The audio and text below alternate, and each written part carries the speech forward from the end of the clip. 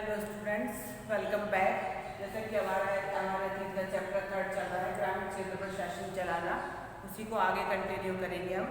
हमारा next point है भारतीय नील की मांग क्यों थी।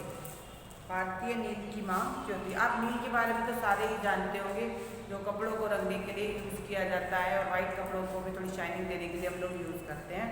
तो पहले जो कलर वगैरह का इतना ज़माना नहीं था, कंपनी जब शासन करती थी तो नील से ही कपड़ों को रंग दिया जाता था। कभी लाइट नीला, कभी डार्क नीला, कभी आसमानी, इस तरह से नील से ही रंग मिला के कपड़ों को रंगा जाता था। नील की खेती मुख्यतः उष्ण कटिबंधीय इलाकों में होती है। हाँ, गर्म इलाकों में नील की खेती होती है। और उस समय भारतीय नील की बहुत कम मात्रा यूरोपीय बाजार में पहुंची थी। 13वीं सदी में जब नील की मांग बढ़ गई थी, लेकिन अभी यूरोपीय बाजार में नील की बहुत कम मात्रा पहुंची थी, उसका भाव भी बहुत ज़्यादा था। इसलिए यूरोपीय कपड़ा उत्पादकों को बैंगनी और नीले रंग बनाने के लिए वोट नामक पौधे का इस्तेमाल करना पड़ता था। एक तो बाजार में माल कम था, दूसरा उसकी कीमत ज़्यादा थी। तो यूरोपीय कपड़ा उत्पादक जो थे वो कपड़े को रंगने के लिए वोट नामक पौधे के कलर का इस्तेमाल करते थे, जिससे नील जैसा कलर आता था, लेकिन वो हल्का होता था, लाइट होता था। उससे बैंगनी और नीला रंग बनाने के लिए वोट जो है वो शीतोष्ण क्षेत्र में उगाया जाता था, ठंडे इलाकों में उगता था। किंतु कपड़े को रंगने वालों को नील को ही पसंद थे, कि जो कपड़े रंगने वाले थे वो नील को ही पसंद करते थे। नील से बहुत चमकदार नीला रंग प्राप्त होता था, जबकि वोट से मिलने वाला रंग फीका और बेजान होता था। 17वीं सदी तक यूरोपीय कपड़ा उत्पादकों ने अपनी सरकार को नील के आयात पर लगी पाबंदी में ढील देने के लिए तैयार कर लिया था।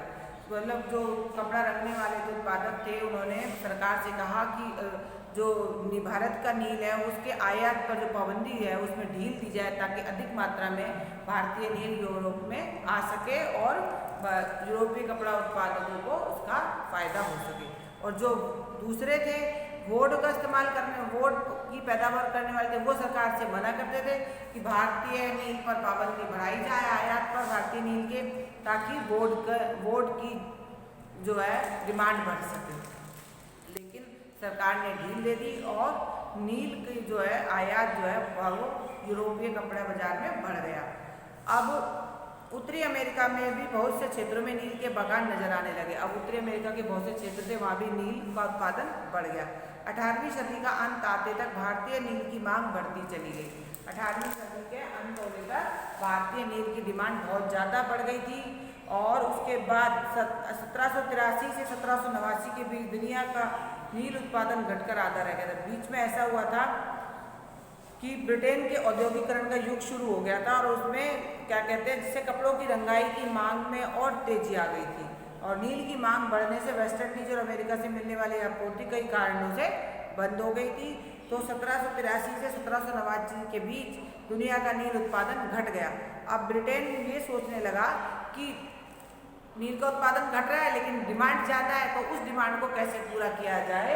तो भारत में ब्रिटेन की बढ़ती दिलचस्पी, तो ब्रिटेन ने सोचा क्यों ना भारत में नील का उत्पादन बढ़ाया जाए, यहाँ से नील की जो कमी है उसकी पूर्ति की जाए। यूरोप में नील की बढ़ती मांग के चलते ईस्ट इंडिया कंपनी भी भारत में नील की खेती के इजाफा करने के रास्ते तराशने लगी।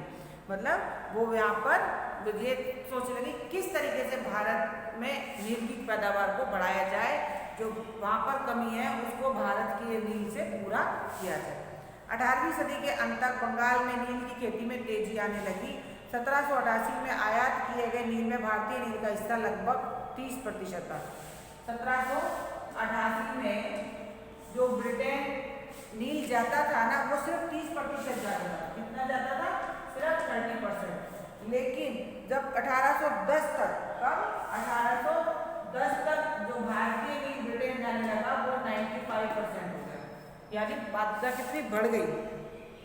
नील के व्यापार के फैलने के साथ कंपनी के अफसर और व्यावसायिक एजेंट नील के उत्पादन में पैसा निवेश करने लगे थे। अब जो थे सभी लोग सोचते थे कि जब इसकी मांग बढ़ रही है, इस पर अधिक मुनाफा है, तो कई लोग जो है वो उसके अंदर दिलचस्पी लेने लगे और इन्वेस्टमेंट करने लगे।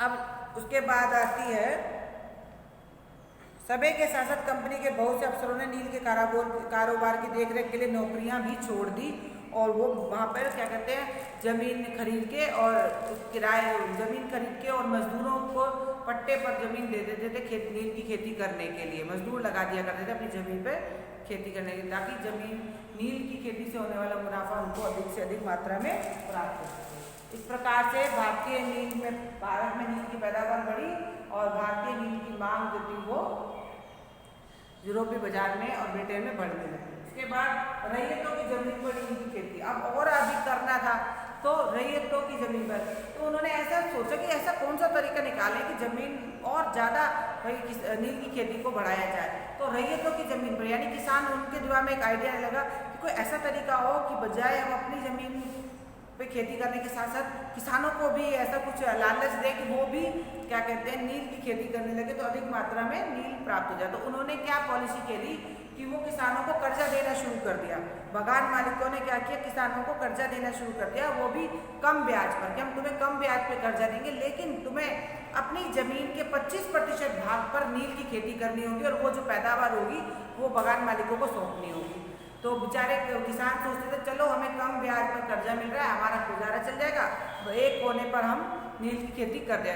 25% पर वो नील की खेती करते थे और जो पैदावार होती थी उसको वो उठाकर बागान मालिकों को देते थे। लेकिन जो नील की खेती जिस जमीन पर की जाती थी वो उस जमीन की उर्वरक शक्ति को पूरी तरह से खींच लेती थी और उस जगह की जमीन जो है वो उपजाऊ नहीं रहती थी। वहाँ पर धान की खेती करना या कोई और खेती करना बड़ा मुश्किल हो जाता था। अब धीरे धीरे किसान समझने लगे थे कि नील की खेती करने से उनकी ज़मीन खराब हो रही है और उसमें धान की खेती और दूसरी फसलें नहीं हो पाती जिससे उनका गुजर बसर हो सके। तो उनको धीरे धीरे समझ आने लगा था कि इस कर्जे के बदले में हम लोग फंसते जा रहे हैं, क्योंकि वो पहले कर्जा देते थे, उनसे खेती करवाई, फसल ले ली, फिर कर्जा दिया, फिर खेती करवाई और फिर फसल ले ली, और ये शर्त और लगाते थे कि जो ज़मीन का उपजाऊ हिस्सा है वहाँ पर आपको, जो ज़मीन का सबसे ज़्यादा उपजाऊ हिस्सा है वहाँ पर नील की खेती करनी है। अब किसान इस परेशानी से परेशान हो चुके थे, वो सोचते थे कि इससे तो हमारा खेत भी खराब हो जाएगा, और किसानों ने नील की खेती करने से मना कर दिया और उसके खिलाफ विद्रोह कर दिया। ठीक है, उसके बाद आ गया नील विद्रोह, और उसके बाद बंगाल के हजारों रैयतों ने मार्च 1859 में नील की खेती करने से मना कर दिया। 1859, अब आप देख रहे हैं 1859, 1859। इससे पहले 1857 में एक युद्ध हुआ, आपको पता है ना, अभी हमारे 1857 की लड़ाई भी हुई थी, वो भी ब्रिटेन के खिलाफ थी। तो 1859 में रैयतों ने नील की खेती करने से मना कर दिया। उन्होंने विद्रोह फैलने के साथ रैयतों ने बागान मालिकों को लगान चुकाने से मना कर दिया। उन्हें तलवार, भाले और तीर कमान लेकर नील की फैक्ट्रियों पर हमला बोल दिया रैयतों ने, और जो लोग उनको आते थे मजबूर करने के लिए वो उनको भी मार पीट के भगा देते थे।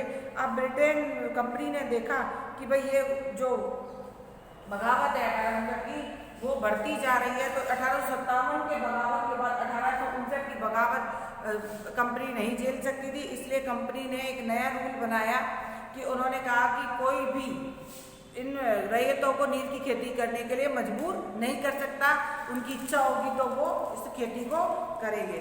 उन्होंने रैयतों ने सोचा कि ब्रिटेन कंपनी जो है वो उनके साथ है, वो इस विद्रोह में उनका साथ देंगी। लेकिन इस बगावत के बाद बागान मालिकों में नील का उत्पादन ठप हो गया। इसके बाद बागान मालिकों का ध्यान जो था वो बिहार पर चला गया। 19वीं सदी के अंत में कृत्रिम रंग बनने लगे थे। 19वीं सदी के अंत आते तक आर्टिफिशियल रंग बनने शुरू हो गए थे, जिससे नील की डिमांड अपने आप कम होनी शुरू हो गई थी। फिर भी वे उत्पादन फैलाने में कामयाब रहे। फिर महात्मा गांधी जो दक्षिण अफ्रीका से वापस लौटे तो उनके पास बिहार का एक किसान गया और उसने उन्हें चंपारण आने के लिए कहा कि वह चंपारण आकर नील के किसानों की दुर्दशा को देखे और उनके साथ दे। महात्मा गांधी 1917 में चंपारण गए, उन्होंने वहाँ का दौरा किया और नील बागान मालिकों के खिलाफ आंदोलन छेड़ दिया। जो नील बागान मालिक थे उनके खिलाफ आंदोलन छेड़ दिया, क्योंकि बाद में ये बिहार में जाकर नील की खेती करवाने और वही सब प्रोसेस शुरू हो गया था। तो गांधी जी ने बिहार चंपारण में जाकर नील कहाँ गया, नील बागान मालिकों के खिलाफ आंदोलन छेड़ दिया। ओके स्टूडेंट्स, ये मैं आपको चैप्टर दिया, मैंने आपको ब्रीफ में समझा दिया। आप अपनी बुक लेके जरा डीपली इसको रीड कीजिएगा और जहाँ जहाँ सन वगैरह आते हैं उसको अंडरलाइन मेंशन कीजिएगा और ध्यान से लिखिए ताकि शॉर्ट क्वेश्चन आंसर याद करते समय आपको सुविधा रहे। नेक्स्ट लेसन नेक्स्ट वीडियो में। Have a nice day.